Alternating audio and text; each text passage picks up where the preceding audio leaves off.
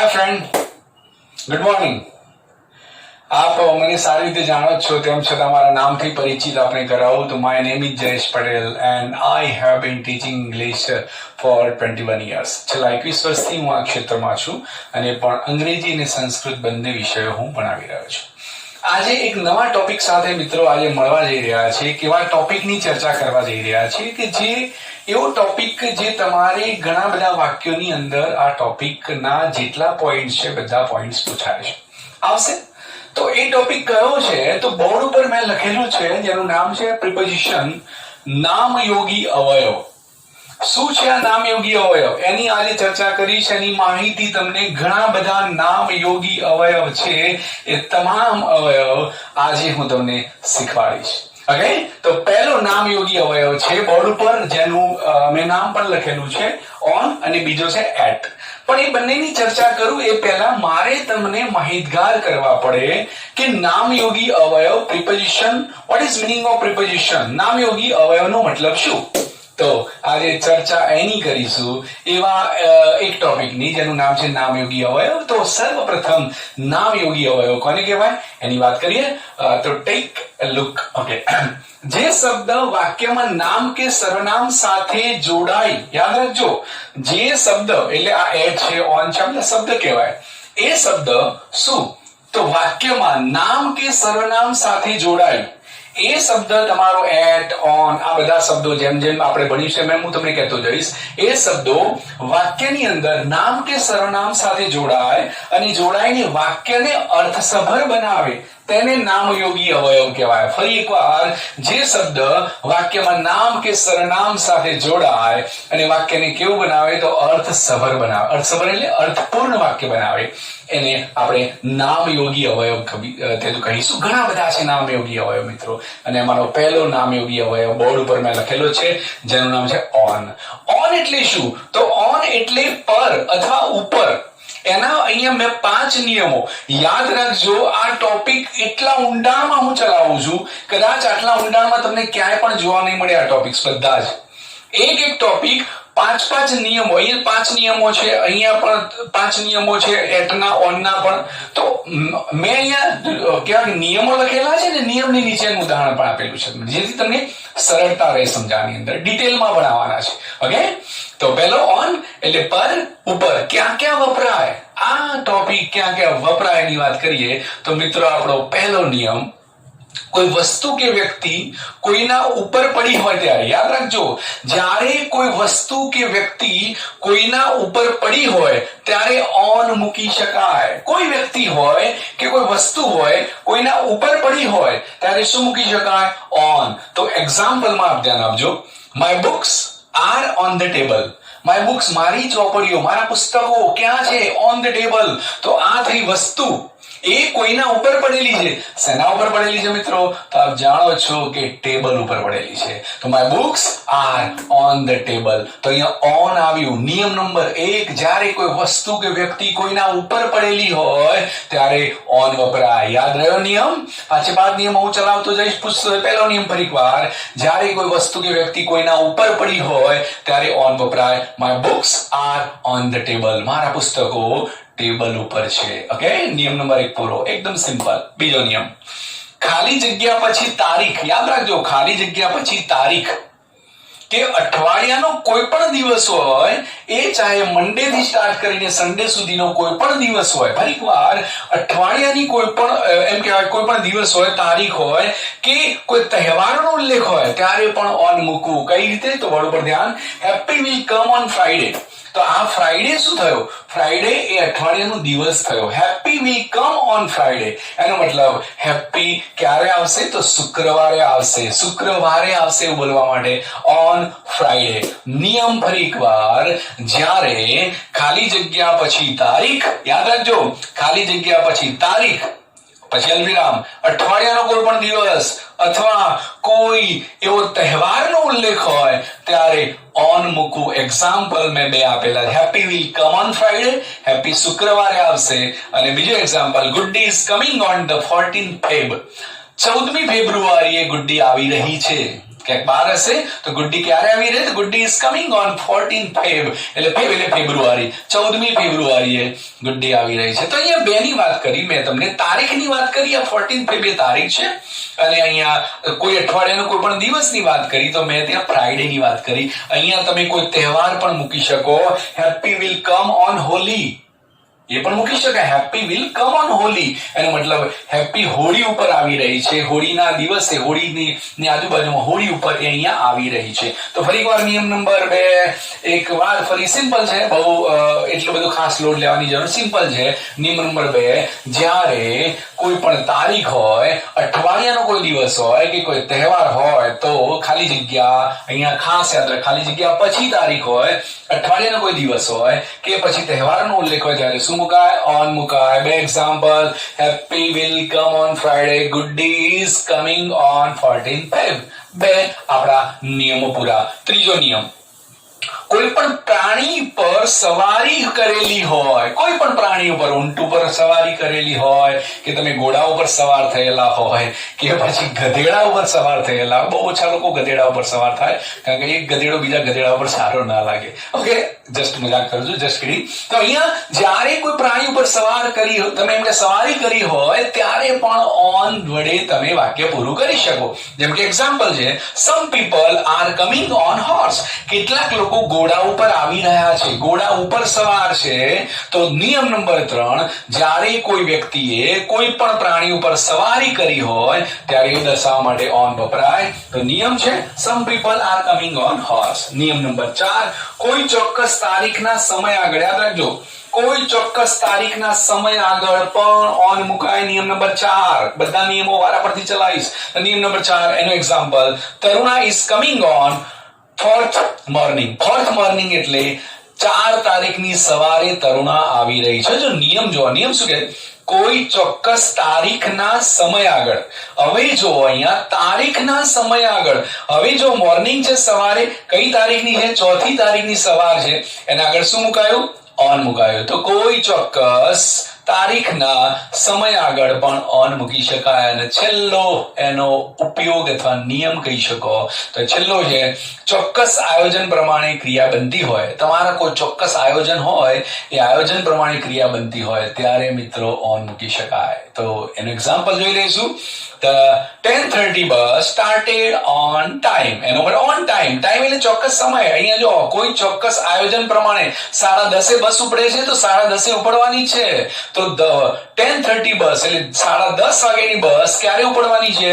તો સ્ટાર્ટેડ, ઉપડી. ક્યારે ઉપડી? તો ઓન ટાઈમ. ઓન ટાઈમ એટલે સમયસર ઉપડી. 10:30 વાગ્યાની બસ સમયસર ઉપડી, એનો મતલબ 10:30 વાગે એ ઉપડી ગઈ બસ. ઓકે, તો આ રીતે એના 5 નિયમો છે. 5 નિયમો ફરી એકવાર.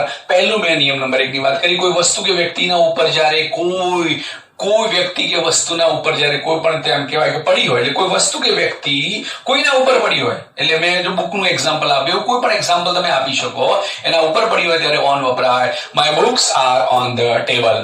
ખાલી જગ્યા પછી તારીખ હોય, અઠવાડિયાનો કોઈ દિવસ હોય કે પછી કોઈ તહેવારનો ઉલ્લેખ હોય ત્યારે પણ મિત્રો ઓન વપરાય.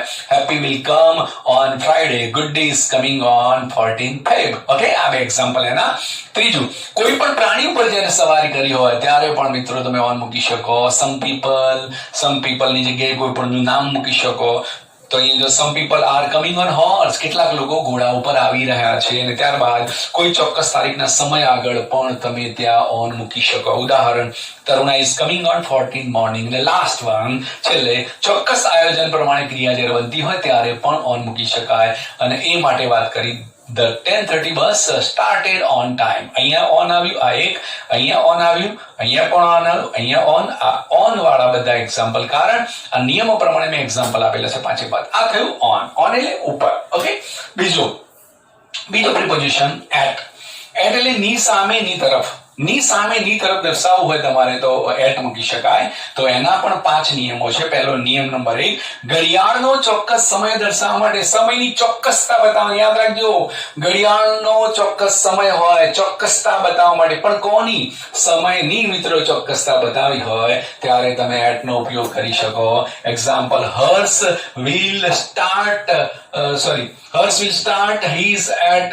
his work. અહીંયા એક શબ્દ લખવાનો રહી ગયો છે,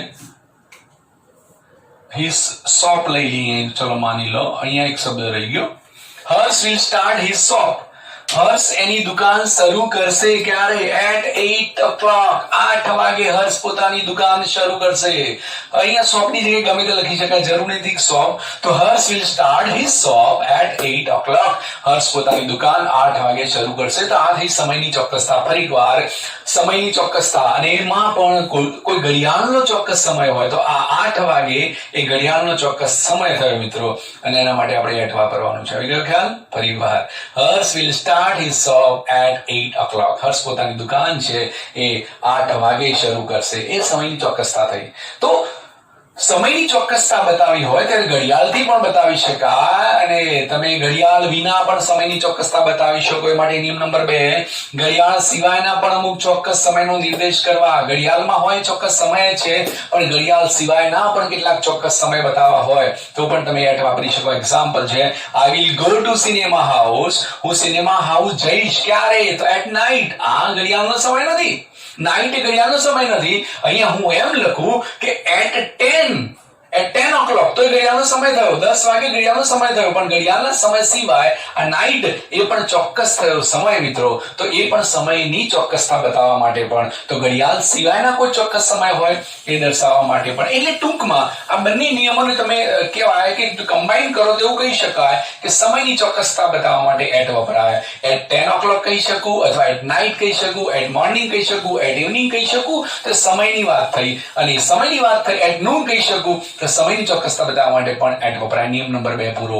એક ફરીવાર ઘડિયાળમાં કોઈ ચોક્કસ સમય હોય દર્શાવવા માટે, અને ઘડિયાળ સિવાયના સમય હોય એ પણ દર્શાવવા માટે એટ વપરાય. આવી ગયો ખ્યાલ? સરસ. નિયમ નંબર 3, કોઈ ઉંમર વિશેની રજૂઆત કરવાની હોય. ઉંમર વિશેની રજૂઆત કરવા હોય, કોઈની ઉંમર જણાવી હોય તમારે, અને ઉંમર વિશેની રજૂઆત કરવા માટે રાજેશ ગોટ મેરીડ. રાજેશે લગ્ન કર્યા, ગોટ મેરીડ લગ્ન કર્યા. ક્યારે કર્યા? તો at 21. 21 વર્ષની ઉંમરનો રાજેશ હતો ત્યારે એને લગ્ન કર્યા. તો at 21, આ 21 શું બતાવે છે? એ 21 કોઈની ઉંમર વિશેની રજૂઆત છે. યાદ રાખજો, કોઈની ઉંમર વિશે રજૂઆત કરવી હોય તો પણ એટ વાપરી શકાય. Rajesh got married at 21. 21 વર્ષે રાજેશે લગ્ન કર્યા. એ કહેવાય ઉંમરની ત્યાં વાત કરી છે. ઉંમર વિશેની રજૂઆત કરવા માટે પણ એટ વપરાય. નિયમ નંબર 4, કોઈ નાના શહેર કે ગામડાની વાત કરતા હોય તો પણ તમે એટ વાપરી શકો મિત્રો.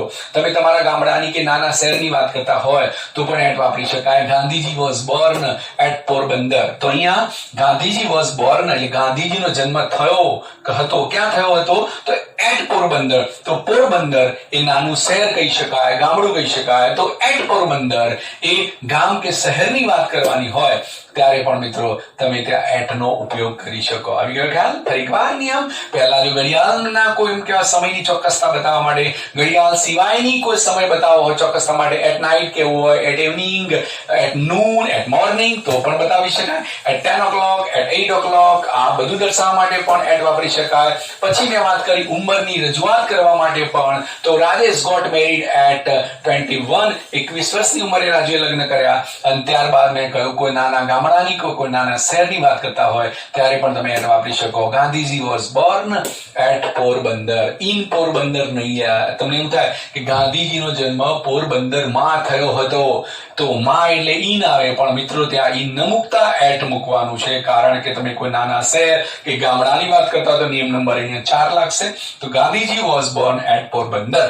ત્યારબાદ નિયમ નંબર 5, જગ્યા કે સ્થળ દર્શાવવા માટે, કોઈ જગ્યા, કોઈ સ્પોટ હોય, કોઈ પ્લેસ હોય, જગ્યા દર્શાવવા માટે, સ્થળ દર્શાવવા માટે પણ તમે ત્યાં એટ વાપરી શકો. જેમ કે example, Chris will meet me. Chris મને મળશે, Chris will meet me at college. મને કોલેજ મળતું. કોલેજ એ જગ્યા થઈ મિત્રો, યાદ રાખજો. કોલેજ એ સ્પોટ થઈ, એ જગ્યા થઈ, એ સ્થળ થયું. અને જગ્યા અને સ્થળ દર્શાવવા માટે પણ ત્યાં એટ નો ઉપયોગ કરી શકાય. Chris will meet me at college, at cinema hall, at school, અથવા કોઈ પણ એટ કોઈ પણ માની લો કે ડીમાર્ટ કે પછી એટ નેશનલ હેન્ડલૂમ અથવા એવો કોઈ મોલ હોય તો ત્યાં તમે એની જગ્યાનું નામ દઈ શકો. At temple. તો જ્યારે કોઈ પણ જગ્યા કે સ્થળ દર્શાવી હોય ત્યારે પણ તમે ત્યાં એટ નો ઉપયોગ કરી શકો. અને છેલ્લે એટ નો ઉપયોગ થતો હોય તેવા ફ્રેઝીસ ની વાત કરું તો એવા મેં નીચે 4 લખેલા છે. જો એટ નો ઉપયોગ થતો હોય તેવા ફ્રેઝીસ, તો પેલું બપોરે. એટ નૂન એ સમય થયો, એ ચોક્કસ સમય થયો, યાદ રાખજો સમયની ચોક્કસતા થઈ. રાત્રે એ પણ સમયની ચોક્કસતા થઈ. At noon, at evening, at morning આ બધા સમયની ચોક્કસતા થઈ. ત્યારબાદ શરૂઆતમાં તો એટ, અહીં જો એટ ફર્સ્ટ એટલે શરૂઆતમાં, અને છેલ્લે અંતમાં કેવું હોય તો એટ લાસ્ટ એટલે અંતમાં. અહીં જો એટ ફર્સ્ટ એટલે કે શરૂઆતમાં, એટ લાસ્ટ એટલે અંતમાં. તો આ રીતે આપણો આ એટની વાત કરી. એટની ફરી ઘડિયાળનો ચોક્કસ સમય દર્શાવો હોય ત્યારે, ઘડિયાળ સિવાયના કોઈ ચોક્કસ સમયની વાત કરવી હોય તો પણ, ઉંમરની રજૂઆત કરવા માટે પણ એટનો ઉપયોગ થાય. નાના શહેર કે ગામડાની વાત કરતા હોય ત્યારે પણ મિત્રો એટનો ઉપયોગ કરી શકાય. ત્યારબાદ મેં વાત કરી કે જગ્યા કે સ્થળ દર્શાવવું હોય તો પણ એટ વાપરી શકાય. તો એના પાંચે ઉપયોગના એક્ઝામ્પલ ની વાત કરું તો જો ઘડિયાળ માટે મેં એક્ઝામ્પલ આવ્યું, Harsh will start his shop at 8 o'clock. Okay, ત્યારબાદ ઘડિયાળ સિવાયના ચોક્કસ સમય દર્શાવવાની વાત કરી તો I will go to cinema hall at night. Okay, ત્યારબાદ મેં વાત કરી ઉંમરની રજૂઆત કરવાની વાત કરી ત્યારે મિત્રો મેં વાત કરી રાજેશ ગોટ મેરીડ એટ 21. 21 વર્ષની ઉંમરે રાજુએ લગ્ન કર્યા. અને ત્યારબાદ કોઈ નાના શહેર કે ગામડાની વાત કરતા હોય ત્યારે પણ તમે એટ વાપરી શકો. જેમ કે એક્ઝામ્પલ છે Gandhiji was born at Porbandar. અને છેલ્લે વાત કરી મેં તમને જગ્યા અને સ્થળની વાત કરતા હોય ત્યારે પણ મિત્રો તમે એટ વાપરી શકો. કે અહીં એક્ઝામ્પલ મેં એવું આપ્યું કે Chris will meet me at college. અને છેલ્લે પ્રેઝીસની વાત કરી તો at noon, at night, at first, at last. Okay, તો આ થયા આપણા બે ઓન અને એટ, જે પ્રિપોઝિશન કહેવાય નામ યોગી અવયવ. હજુ બીજા ઘણા બધા છે તો આ બે થયા ઓન અને એટ. આપણું અહીંયા ત્રીજું પ્રિપોઝિશન છે નામયોગી અવયવ, જેનું નામ છે સિન્સ. સિન્સ અને ફોર બંને સાથે મેં લીધા છે. સિન્સ એટલે તે સમયથી, ફોર એટલે માટેથી અથવા સુધી. બંને વપરાય છે સિન્સ અને ફોર. તમને ખ્યાલ હશે એ પ્રમાણે ટેન્સ નો વિડીયો મારો જોયો હોય તો એ ટેન્સીસ ની અંદર આપણા પૂર્ણ વર્તમાન કાળની અંદર આ સિન્સ ફોર વપરાય. ચાલુ પૂર્ણ વર્તમાન કાળ, ભૂતકાળ અને ચાલુ પૂર્ણ ભવિષ્ય કાળમાં પણ સિન્સ ફોર વપરાય. ટૂંકમાં પૂર્ણ કાળ અને ચાલુ પૂર્ણ કાળમાં સિન્સ અને ફોર બંને વપરાય છે. એની વાત આજે કરવા જઈ રહ્યો છું. સિન્સ એટલે તે સમયથી. તો પહેલો એનો ઉપયોગ છે, પહેલો નિયમ છે કોઈ ચોક્કસ સમયનો ઉલ્લેખ કરવા માટે ક્રિયા શરૂ થયેલ સમયથી બોલતી વખતના સમય સુધીનો ઉલ્લેખ. એટલે એનો મતલબ કે તમે જ્યારે બોલવાનું સ્ટાર્ટ કર્યું તો ઉલ્લેખ કરવા, આનો ઉલ્લેખ કરવા પણ શું ઉલ્લેખ કરવા? કોઈ ચોક્કસ સમયનો ઉલ્લેખ કરવા માટે. જેમ કે એક્ઝામ્પલમાં છે તમને કહી દઉં તો સિન્સ ક્યારે મુકાય તો સિન્સ મંડે, એટલે એનો મતલબ થાય સોમવારથી. એક ચોક્કસ સમય થયો સોમવારથી. તો અહીંયા ક્રિયા શરૂ થયેલ સમયથી બોલતી વખતના સમય સુધીની ક્રિયાઓ. જ્યારે ક્રિયા શરૂ થઈ અને અત્યારે હાલ તમે બોલી રહ્યા છો ત્યાં સુધીના સમય સુધી આ સિન્સ નો ઉપયોગ થાય. એક્ઝામ્પલ સમજશો તો જલ્દી ખ્યાલ આવશે. એક્ઝામ્પલ છે એનું નીચે તે આપેલા છે જો બંનેના એક્ઝામ્પલ. ચાલુ પૂર્ણ કાળ સાથે અને ચાલુ પૂર્ણ વર્તમાન કાળ, પૂર્ણ ભૂતકાળ કે ચાલુ પૂર્ણ જેટલા કાળ છે બધા સાથે સિન્સ નો ઉપયોગ થાય. એક્ઝામ્પલ બે આપેલા છે. Happy has been here since Monday. Happy અહીંયા સોમવારથી છે તો એક ચોક્કસ સમયગાળો થયો. અહીંયા એ કહેવાય સોમવારથી એટલે કે મંડે. તો અહીંયા સોમવારથી હેપી અહીં છે એવું દર્શાવવા માટે સિન્સ નો ઉપયોગ છે. Jayesh has been working since 1 જૂન. 1 જૂનથી જયેશ કામ કરી રહ્યો છે. એક ચોક્કસ સમય થયો 1 જૂન એટલે 1 જૂનથી જયેશ શું કરી રહ્યો છે? કામ કરી રહ્યો છે. હેપી સોમવારથી અહીંયા છે, જયેશ 1 જૂનથી કામ કરી રહ્યો છે. તો એ એક ચોક્કસ સમયગાળો થયો. આ અહીંયા પહેલાની અંદર પૂર્ણ વર્તમાન કાળ છે અને બીજાની અંદર ચાલુ પૂર્ણ વર્તમાન કાળ છે. તો પૂર્ણ વર્તમાન કાળ, ચાલુ પૂર્ણ વર્તમાન કાળ સાથે આપણે અહીંયા સિન્સ નો ઉપયોગ કરી શકીએ. સિન્સ એટલે તે સમયથી. એ પછી ફોર એટલે માટે, થી અને સુધી. ક્યારે વપરાય? ઘણા બધા ઉપયોગ છે આના પણ. કોઈ વ્યક્તિએ કોઈ ઉમદા હેતુ માટે બલિદાન આપ્યું હોય. યાદ રાખજો, કોઈ વ્યક્તિએ કોઈ ઉમદા હેતુ માટે પોતાનું બલિદાન આપી દીધું હોય તો એવા વાક્ય સાથે પણ સિન્સ વાપરી શકાય. ઉદાહરણ જોશો એટલે જલ્દી ખ્યાલ આવશે કેવું બલિદાન. તો જોઈએ અહીંયા Gandhiji died for nation. Gandhiji દેશ માટે મરી ગયા. નેશન એટલે રાષ્ટ્ર આપણું.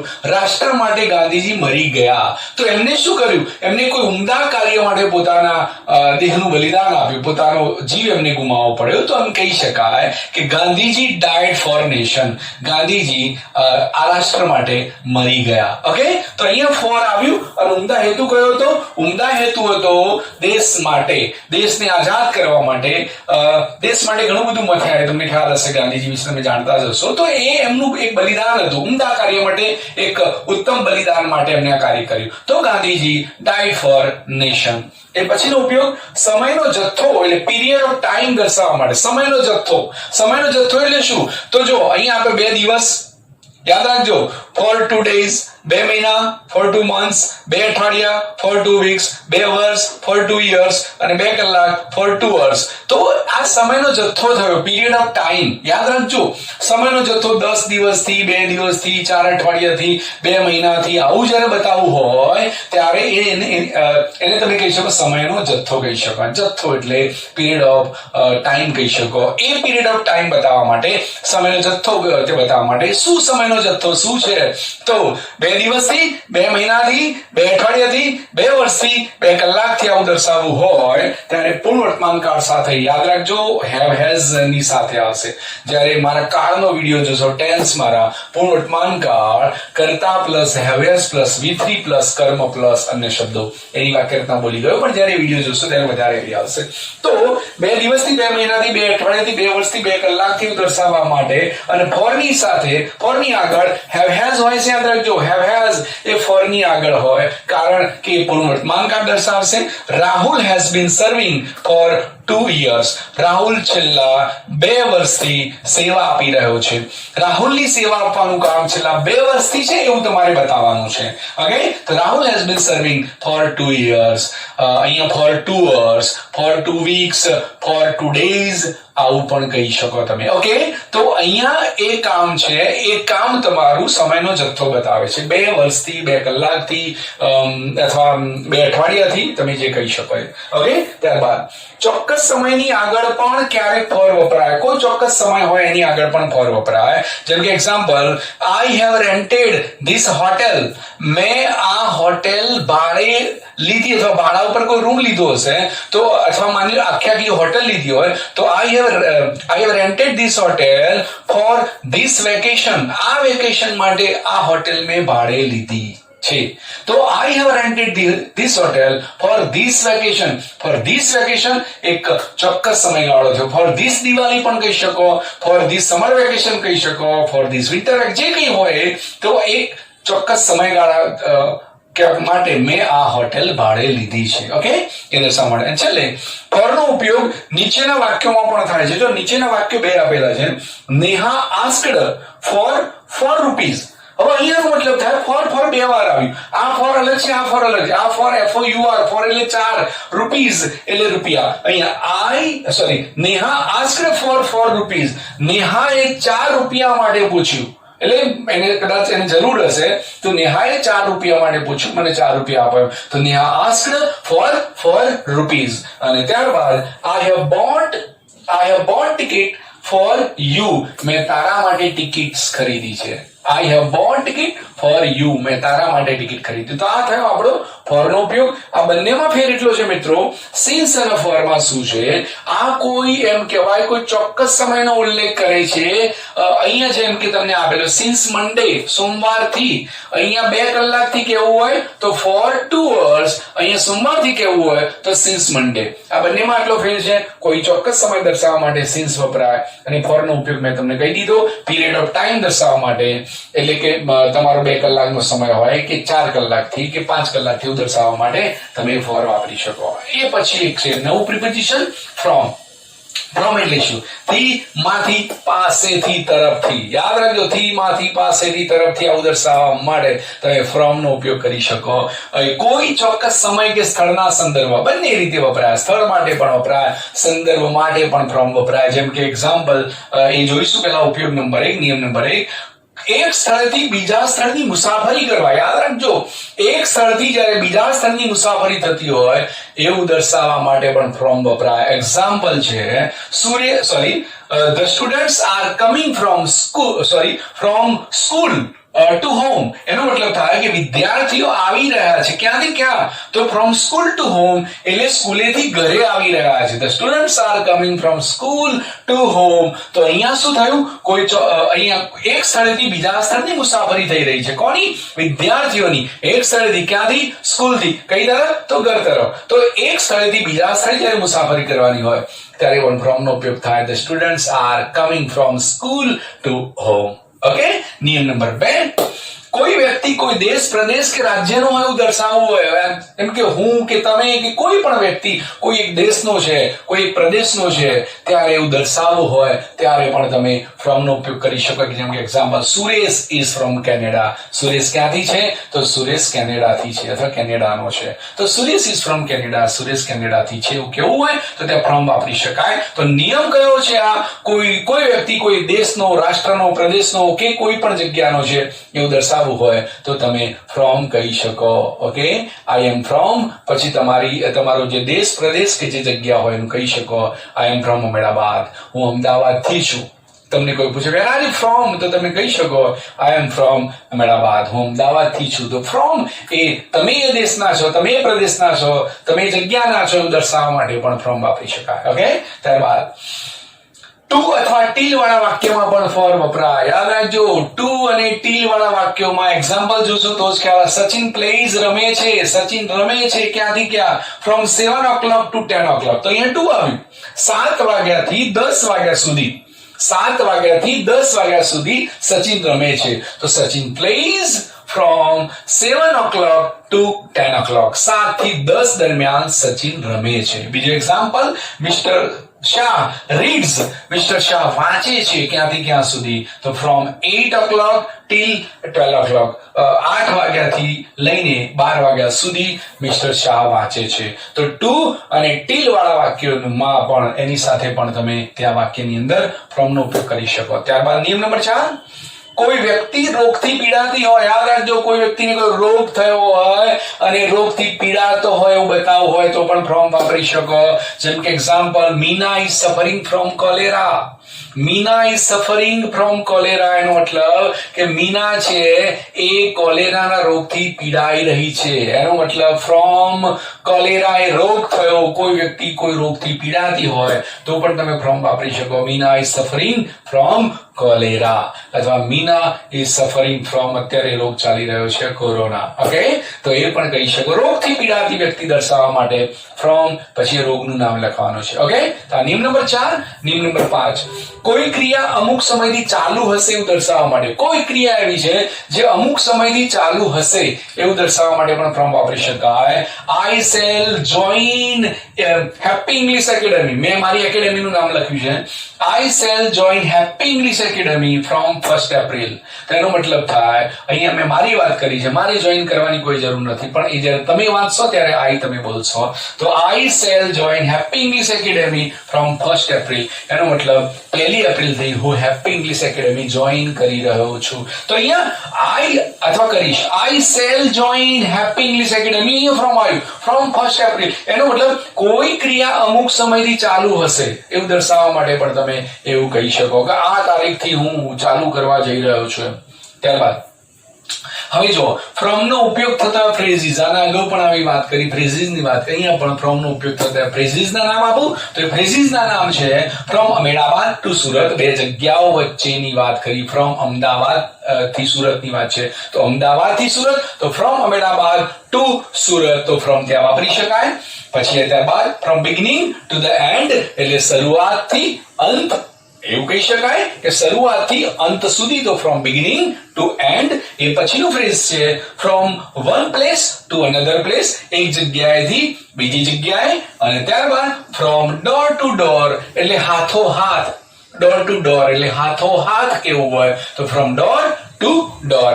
Last one from time to time એટલે સમય સમય. તો આ થયા આપણા ફ્રોમ ના ઉપયોગો, એના નિયમોની વાત કરીએ આપણે. અહીંયા 3 ભણ્યા, સિન્સ ભણ્યા, ફોર ભણ્યા અને ફ્રોમ ભણ્યા. તો આ થયા આપણા ટોટલ 5 જે પ્રિપોઝિશન ની વાત કરું તો એ 5 પ્રિપોઝિશન નામયોગી અવયવ. હવે આ જે તમામ બોર્ડ ઉપર મેં લખેલા છે એનું તમે આ ચાલુ વિડીયોમાં સ્ક્રીનશોટ પણ લઈ શકો જેથી તમારે એની ફરીથી વાંચવું હોય અથવા ખાલી નજર કરવી હોય તો એ સ્ક્રીનશોટ લઈ લેજો બોર્ડ તમારા જે મોબાઈલની સ્ક્રીન ઉપર જે આખું અહીંયા જે હોય એની આગળ એક સ્ક્રીનશોટ લેવો હોય તો પણ આપ લઈ શકો છો. હું સાઈડમાં ખસી ગયો છું તો એ સ્ક્રીનશોટમાં આખું તમારું આ બોર્ડ દેખાશે તો આ સ્ક્રીનશોટ પણ તમે પછીથી તમારે જ્યારે ખાલી વાંચવું હોય તો તમે વાંચી શકો છો. ઓકે, તો અહીંયા આપણા આ 5 પ્રિપોઝિશનની વાત કરી. પહેલું ભણ્યા ઓન, બીજું એટ, ત્રીજું સિન્સ, ચોથું ફોર અને પાંચમું ફ્રોમ. ઓકે, વધુ જોઈએ આગળના પ્રિપોઝિશન ઘણા બધા છે પણ અહીંયા 5 મેં આપણને શીખવાડી દીધા. અહીંયા પ્રિપોઝિશન નંબર 6 બાય. બાય એટલે દ્વારા, માં, સુધીમાં કે બાજુમાં. આ 3-4 રીતે એનો ઉપયોગ થાય. દ્વારા, માં, સુધીમાં કે બાજુમાં. એમાં પહેલો એનો નિયમ કે દ્વારા કે વડે સૂચવવા માટે. એનો મતલબ આના દ્વારા કે આના વડે એવું સૂચવવા માટે બાય વાપરી શકાય. The lion is killed by hunter. The lion is killed by hunter. એનો મતલબ થયો કે સિંહનો શિકાર થયો કોના દ્વારા? તો શિકારી દ્વારા એને મારી નાખવામાં આવ્યો. The lion is killed by hunter. તો અહીંયા દ્વારા કે વડે એવો અર્થ સૂચવાય છે મિત્રો. એ પછી બીજો ઉપયોગ, એનો બીજો નિયમ, મુસાફરી અથવા ગતિના સંદર્ભમાં. યાદ રાખજો કે જ્યારે મુસાફરી કે ગતિનો સંદર્ભ હોય એવું દર્શાવવા માટે પણ અહીંયા બાયનો ઉપયોગ કરવામાં આવે છે. એનો example, I have come by bus. હું કયા દ્વારા આવ્યો? તો હું બસમાં આવ્યો. એવું કેવું હોય તો આઈ હેવ કમ બાય બસ, હું બસમાં આવ્યો. એવું ના કહેજો હું બસ વડે આવ્યો. દ્વારા એનો મતલબ અહીંયા દરેક વખતે બાયનો મતલબ વડે ન થાય. અહીંયા ભલે બાય આવ્યું છે, અહીંયા દ્વારા, માં, સુધીમાં, બાજુમાં, તો આઈ હેવ કમ બાય બસ, હું બસમાં આવ્યો એવું બતાવવું હોય તો આઈ હેવ કમ બાય બસ. એવું ના કહી શકો I have come in bus. I have come by bus. તો અહીંયા મુસાફરી અથવા ગતિના સંદર્ભમાં. એ પછી પાસે, સાવ નજીક રહેલી વસ્તુ માટે. કોઈ વસ્તુ સાવ પાસે હોય, સાવ નજીક હોય ત્યારે પણ તમે બાયનો ઉપયોગ કરી શકો. જેમ કે example, the chair is by the table. The chair is by the table એનો મતલબ ચેર ખુરશી છે એ ટેબલની નજીક છે. હા, near the table પણ કહેવાય પણ by દ્વારા પણ તમે સૂચવી શકો. The chair is by the table એનો મતલબ સાવ અડીને નજીકની વસ્તુ દર્શાવવા માટે પણ તમે by નો ઉપયોગ કરી શકો. એ પછીનો નિયમ 4 નંબર, કોઈ વ્યક્તિ દ્વારા ક્રિયા થઈ શકે એવું બતાવવા માટે. યાદ રાખજો, કોઈ વ્યક્તિ દ્વારા કોઈ ક્રિયા થઈ છે, કોઈ એક વ્યક્તિઓ કે જેને ક્રિયા કરી છે અથવા કોઈ વ્યક્તિ દ્વારા કોઈ ક્રિયા થઈ છે એવું બતાવવા માટે પણ તમે બાય નો ઉપયોગ કરી શકો. તો એક્ઝામ્પલ છે, Ravan was killed by Ram.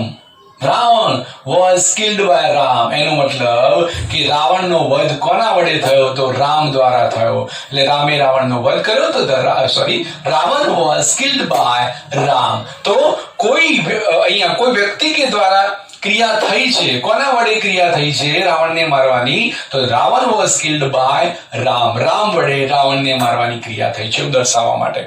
એ પછી મોડામાં મોડા સમય સુધી. યાદ રાખજો, મોડામાં મોડા સમય સુધી એવું તમે દર્શાવવું હોય તો પણ તમે બાય નો ઉપયોગ કરી શકો. Example, we shall reach your home. અમે તમારા ઘેર પહોંચીશું બાય 6 PM 6 વાગ્યા સુધી, મોડામાં મોડા 6 વાગ્યા સુધી અમે તમારા ઘરે પહોંચીશું. તો we shall reach your home by 6 PM સાંજના 6 વાગ્યા સુધીમાં, મોડા 6 વાગ્યા સુધીમાં અમે તમારા ઘરે પહોંચીશું. તો કયા દ્વારા કે વડે સૂચવવા માટે? the lion is killed by hunter.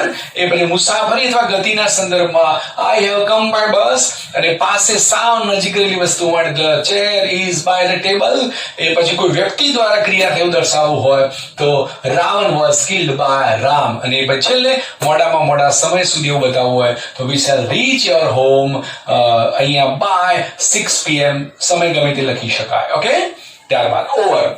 Over એટલે ઉપર અથવા ઉપર થઈને. ફરીવાર, ઓવર એટલે ઉપર, પર અથવા ઉપર થઈને બે વસ્તુનો સીધો શારીરિક સંબંધ હોતો નથી. યાદ રાખજો, ઉપરનો મતલબ થાય કે બે વસ્તુનો જે સંબંધ છે એ બિલકુલ લગોલગ અડોઅડ નથી, શારીરિક સંબંધ હોતો નથી. એટલે શું?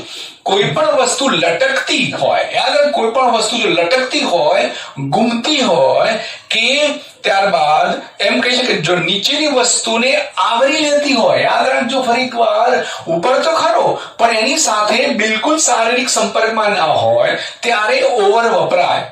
યાદ રાખજો, ઓન અને ઓવરમાં આટલો ફેર છે. ઓવરમાં ઉપર કહેવાય પણ એ જે બે વસ્તુઓ છે એનો સંપર્ક સીધો શારીરિક સંપર્ક નથી હોતો. એ વસ્તુ ઉપર ઘૂમતી હોય, લટકતી હોય કે નીચેની વસ્તુને આવરી લેતી હોય એવું બતાવવું હોય ત્યારે ઓવર વાપરી શકાય. Example, a fan is over my head. ઉપર ઘૂમતો છે પંખો, બંધ હોય તો પંખો ઉપર જો લટકતો છે અને ફરતો હોય તો ઘૂમતો છે, નીચેની વસ્તુને આવરી લે. યાદ રાખજો, ઓવર ફરી એકવાર ક્યારે વપરાય કે જે નીચેની વસ્તુને આવરી લેતો હોય, ઉપર એમ કહેવાય ઘૂમતી વસ્તુ હોય કે જો લટકતી હોય ત્યારે ઓવરનો ઉપયોગ થઈ શકાય. A fan is over my head. પંખો મારા માથા ઉપર છે. ત્યારબાદ he jumped over the wall. he jumped, તે કૂદ્યો, દિવાલ ઉપર કૂદ્યો. એ તમારે જો દર્શાવવું હોય તો પણ ઓવરનો ઉપયોગ કરી શકાય. અને ત્યારબાદ નિયમ નંબર 2, કોઈ વસ્તુ કે વ્યક્તિ બીજી કોઈ વ્યક્તિના ઉપર થઈને પસાર થાય ત્યારે. યાદ રાખજો, કોઈ વસ્તુ કે વ્યક્તિ બીજી વસ્તુ કે બીજી વ્યક્તિના ઉપર થઈને પસાર થાય ત્યારે પણ ઓવરનો ઉપયોગ કરવામાં આવે છે. Example, he hit the ball over mid wicket. he hit the ball એટલે ક્રિકેટની વાત આવી. he hit the ball over mid wicket એટલે એક કહેવાય કે જે આપણું જે મેદાન છે ક્રિકેટનું એમાં મિડ વિકેટનો એક એમ કહેવાય કે ક્ષેત્ર છે, એ મિડ વિકેટના ક્ષેત્રમાં એને બોલને હિટ કર્યો તો he hit the ball over mid wicket. એ મિડ વિકેટના ઉપર થઈને એ બોલને એને હિટ કર્યો. તો આ થયા આપણા ઓવરના નિયમો, જેનો મતલબ થાય ઉપર થઈને ત્યારબાદ અબવ એટલે પણ ઉપર થાય અથવા થી ઊંચી, એવા બે અર્થ લઈ શકાય મિત્રો. તો અહીંયા વાત કરીશું આપણે અબવની. જ્યારે કોઈ વસ્તુ ઉપર બીજી વસ્તુ ટીંગાડેલી હોય, યાદ રાખજો, જ્યારે કોઈ એક વસ્તુ ઉપર બીજી વસ્તુ ટીંગાડેલી એટલે એમ કહેવાય કે લટકાવેલી હોય, ટીંગાડેલી હોય ત્યારે તમે અબવનો ઉપયોગ કરી શકો. અને ત્યારબાદ the calendar is above the table. અહીંયા રાખજો, કોઈ દિવાલે માની લો કે કેલેન્ડર લટકાયેલો નીચે ટેબલ હોય તો તમે એ કેલેન્ડરને જો ટીંગાડેલું છે તો the calendar is above the table. Okay. ત્યારબાદ અપ. અપ એટલે પણ થાય ઉપર અથવા આગળ તરફ. અપ એટલે ઉપર અથવા આગળ તરફ એ તમે કહી શકો. તો અહીંયા ગતિ સૂચવતા ક્રિયાપદ સાથે અપ વાપરી શકાય. ગતિ સૂચવતું કોઈ ક્રિયાપદ હોય ત્યારે. he climbed up a tree. અહીંયા ઝાડ ઉપર જો ચડવાની તે ક્રિયા આવી તે ગતિ સૂચવતું ક્રિયાપદ આવ્યું તો he climbed up a tree. અને બીજું એક્ઝામ્પલ છે the postman is going up the street એટલે શેરીમાં એ પોતે જઈ રહ્યો છે તો going up to the street તો એ ઉપર કે આગળ તરફ ગતિ બતાવવા માટે ઝાડ ઉપર ચડવા માટે ક્લાઇમ્બ અપ આવ્યું, અહીંયા અપ આવ્યું. અને જ્યારે ગતિ જ્યારે ક્રિયાપદ બતાવવું હોય ત્યારે ગોઈંગ અપ ની વાત કરીએ આપણે. ઓકે. ત્યારબાદ અંડર. અંડર એટલે નીચે. નીચેની વાત કરીએ, જ્યારે કોઈ વસ્તુ બીજી કોઈ વસ્તુના નીચે હોય, યાદ રાખજો, કોઈ એક વસ્તુ બીજી વસ્તુના નીચે હોય એવું દર્શાવવા માટે તમે અંડર વાપરી શકો. Example, a cow is under the tree. A cow is under the tree નો મતલબ થાય કે ગાય ઝાડ નીચે છે.